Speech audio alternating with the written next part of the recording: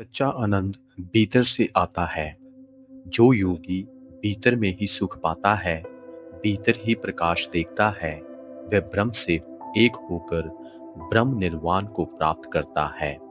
ये मार्ग है मोक्ष का, ईश्वर साक्षात्कार का।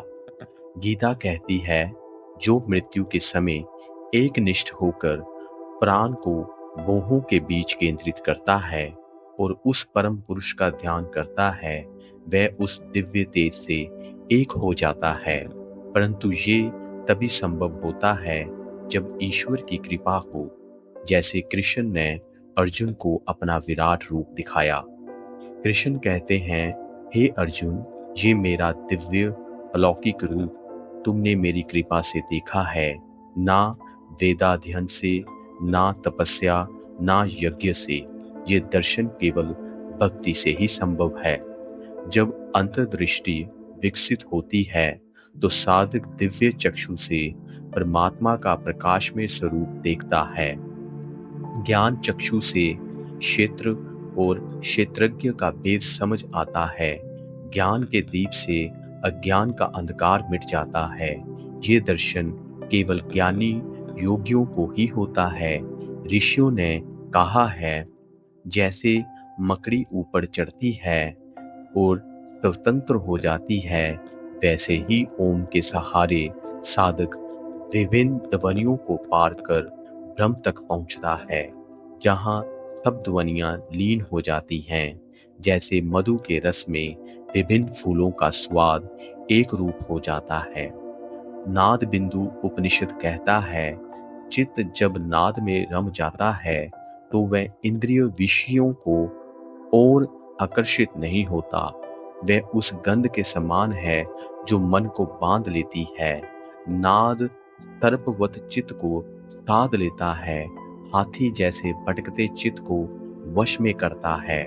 कृष्ण कहते हैं, मैं प्रणव हूँ। सभी वेदों में प्रणव यानी वह दिव्य ध्वनि जिससे सृष्टि उत्पन्न हुई। योग सूत्र में इसे ईश्वर का वाचक माना गया है।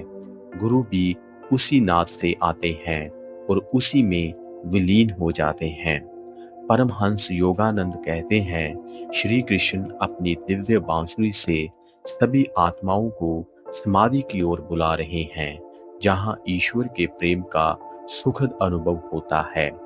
गीता में ईश्वर को प्रकाशों का प्रकाश कहा गया है। वे प्रकाश जो ना सूर्य से आता है, ना चंद्रमा या तारों से।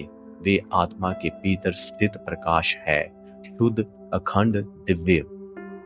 वेद और उपनिषद कहते हैं, शब्द ब्रह्म और प्रकाश ब्रह्म, ये दोनों एक ही परम सत्य के रूप हैं। ये शब्द श्रव्य नहीं, नाद है जो सृष्टि की उत्पत्ति का कारण है। वही शब्द ब्रह्म साधु को ईश्वर तक पहुंचाता है।